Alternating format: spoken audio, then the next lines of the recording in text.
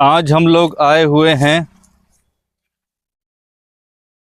वृक्षारोपण के लिए। आज 5 जून पर्यावरण दिवस है। कुछ 5 पेड़ हम लोग लेकर के आए हैं। इसमें पीपल का है, अशोक का पेड़ है, पाकड़ का पेड़ है और कूलर के 2 पेड़ हैं। अच्छा,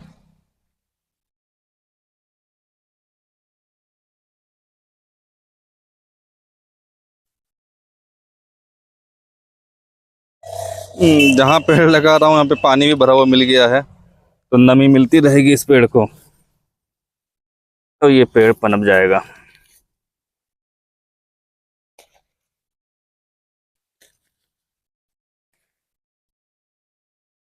ये जो वृक्ष है, पेड़ है, अभी ये गूलर का है। और जो गूलर का पेड़ होता है, इसके जो फल होते हैं ये पेट के लिए बहुत फायदेमंद होते हैं। अपच, कब्ज, दस्त, पेट से संबंधित जितनी बीमारी होती हैं, गूलर के फल उसमें बहुत फायदा करते हैं।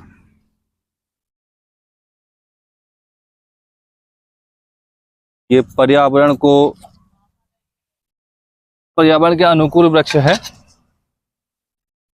आजकल वृक्ष नहीं है, लोग वृक्ष लगाते नहीं हैं, वन विभाग भी वृक्ष नहीं लगाता है, और कहीं पे वृक्ष लगाए भी जाते हैं तो वो कैलेप्टिस, शीशम, सागौन, पॉपुलर के वृक्ष लगाए जाते हैं। कैलेप्टिस के जो वृक्ष होते हैं ये पर्यावरण के अनुकूल बिल्कुल भी नहीं होते हैं, बल्कि पर्यावरण को और अधिक नुकसान पहुंचाते हैं। जो हम लोग वृक्षारोपण कर रहे हैं, कदम का पेड़, जामुन का पेड़, अशोक का पेड़ और पीपल का वृक्ष, ये सब पर्यावरण के काफी अनुकूल वृक्ष होते हैं।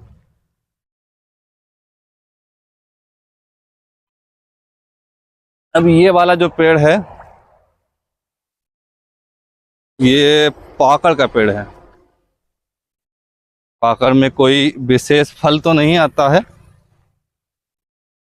पर बहुत ठंडी हवा देता है और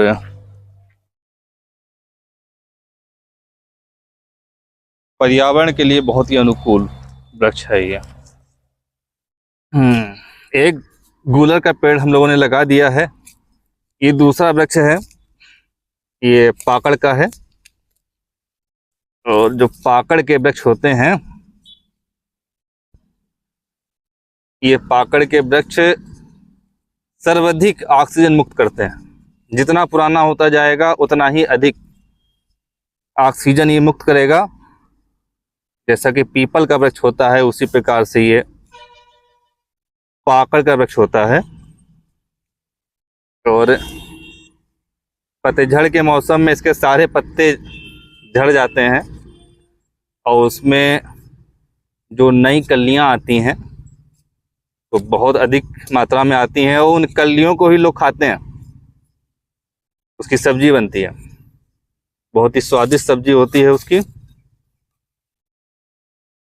और जहाँ पे इस वृक्ष को लगा रहा हूँ मैं, ये लखनऊ रुपैडिया, यानी कि लखनऊ से नेपाल जाने के लिए इंटरनेशनल हाईवे के किनारे वृक्षारोपण हम लोग कर रहे हैं। और इधर आसपास के 2-3 किलोमीटर में शायद 20-25 वृक्ष भी ना हो, ऐसी स्थिति है इस क्षेत्र की। हम लोग केवल 5 वृक्ष लेकर के आए हैं। 5 ही लगाएंगे, क्योंकि आज वृक्ष लगाएंगे, कल इसकी हम लोग सुरक्षा घेरा वो लगवाएंगे और प्रॉपर इसमें पानी भी डाला जाएगा। केवल वृक्ष लगा देना ही काफ़ी नहीं होता। बहुत से लोग पेड़ पौधे लगा के चले जाते हैं, फिर कोई पूछने नहीं आता सूखे कि रहे कि नहीं हुआ कि खराब हो गया। ऐसा नहीं है। बहुत ज़्यादा वृक्ष लगाने की आवश्यकता नहीं है। हर आदमी 5-5 वृक्ष हर साल लगाने की सोचे तो हम लोग हर साल 5 वृक्ष लगाते हैं और इस साल कुछ अधिक लगाएंगे। आज हम लोग नानपारा रुपैडिया रोड पर हैं, कल गोंडा रोड पे 5 वृक्ष लगाएंगे, परसों बलरामपुर रोड पर। इस प्रकार से 3-4 रोड पर 5-5 वृक्ष लगाए जाएंगे। उसको उसकी वाटरिंग की जिम्मेदारी भी लोगों को दी जाएगी।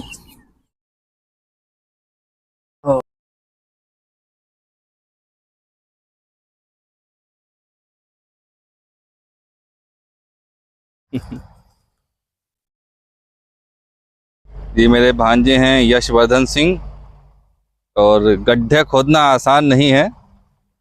3 गड्ढे खोद के मैं तो थक गया हूँ। अब ये यश हैं, थोड़ी सी मेरी मदद कर रहे हैं गड्ढा खोदने में। है टाइट है गड्ढा क्यों बताओ? बहुत तेज मेहनत लग रही है। मेहनत तो बढ़िया लगी रही।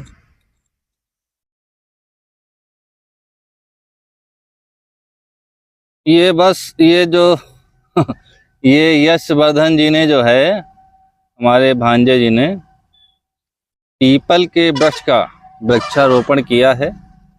पीपल के वृक्ष को सनातन में बहुत ही पवित्र वृक्ष माना जाता है और लोग इसकी पूजा भी करते हैं। ये बहुत ही बड़ा पीपल का वृक्ष होता है, बहुत ही विशाल वृक्ष होता है और इसकी आयु भी बहुत अधिक होती है। अभी जो हमने पाकड़ का पेड़ लगाया है, तो पाकड़ के पेड़ की आयु भी बहुत अधिक होती है। पीपल का संरक्षण हम सबको करना चाहिए, पीपल की उपयोगिता को समझना चाहिए। बहुत अधिक ऑक्सीजन मुक्त करता है पीपल का वृक्ष। इस वृक्ष का वृक्षारोपण हमारे भांजे यश ने किया है, यशवर्धन ने किया है। और ये पीपल का वृक्ष है, ये सनातन धर्म के अनुसार बहुत ही पवित्र और पूजनीय माना गया है। इसकी पत्तियां बड़े आकार की होती हैं और ये जो वृक्ष है ये बहुत अधिक ऑक्सीजन मुक्त करता है। पर्यावरण के लिए बहुत ही अनुकूल वृक्षों में से एक है, इसीलिए इसको सनातन धर्म में अत्यंत पवित्र और पूजनीय माना गया है। इसके जो फल होते हैं ये भी अनेक बीमारियों में काम आते हैं और सबसे अधिक इसके फल जो है काम आते हैं गले से संबंधित रोगों के लिए। ये बहुत बड़ा वरदान है गले से संबंधित रोगों के लिए। अस्थमा के लिए, अस्थमा जो कि आप जानते हैं रोग रोटा कैप हाथ से खींच के लेते हैं और ज़िंदगी भर के लिए उसके हैबिचुअल हो जाते हैं, उन सभी के लिए इसके फल बहुत ही फ़ायदेमंद है। जो काली खांसी जल्दी सही नहीं होती है, बरसों तक चलती है, जैसे केजरीवाल को थी, उस तरह की खांसी के लिए इसके फल अत्यंत ही लाभकारी हैं। शायद यही खा के उनकी खांसी सही हुई है, वरना सही नहीं हो रही थी, बड़ी कड़वी खांसी थी उनको। चलो अब आगे चलते हैं। ये अशोक का पौधा है, इससे तैयार होगा अशोक का वृक्ष। जो अशोक के वृक्ष होते हैं ये महिला संबंधित बीमारियों के लिए ये बहुत अच्छी औषधि होते हैं। महिलाओं में जो भी मासिक धर्म संबंधित समस्याएं होती हैं उन सब के लिए इसके छाल और इसके फल इत्यादि जो है बहुत ही लाभकारी होता है। इसके अलावा भी अनेक औषधीय गुण होते हैं। अत्यंत ही विशाल वृक्ष ये हो जाता है तो प्रकृति के बहुत ही अनुकूल ये वृक्ष है। ये जो हाईवे है जहाँ पे हम लोग ये वृक्षारोपण कर रहे हैं, 220 फुट सड़क के मिडिल से इस तरफ, 220 फुट सड़क के मिडिल से उस तरफ। सड़क बनने के पश्चात भी लगभग 160-70 फुट इस तरफ और 160-70 फुट उस तरफ स्थान है, जगह खाली है। किस लिए खाली है? वृक्षारोपण के लिए, वृक्षों के लिए। यदि वन विभाग चाहे तो 4-4 वृक्ष एक तरफ और 4 वृक्ष दूसरी तरफ, और फिर यही क्रम जहाँ तक हाईवे जाए वहाँ तक यही क्रम बनाया जा सकता है। एक अच्छा वन विकसित सड़क के दोनों तरफ किया जा सकता है, पर ऐसा नहीं किया जाता है। हजारों करोड़ रुपए सरकार की तरफ से निधि भी आती है वन विभाग को यही सब वृक्षारोपण करने के लिए, पर सब भ्रष्टाचार की भेंट चढ़ जाता है और जो अभी जो वृक्ष लगाने के लिए स्पेस है, जो होना चाहिए 160 फुट 170 फुट, उसमें करीब ये 50-60 फुट ही दिख रहा है। बाकी सब अवैध कब्जे हो जाते हैं, जिसकी कोई सुध नहीं लेता। ठीक है, बंद करो।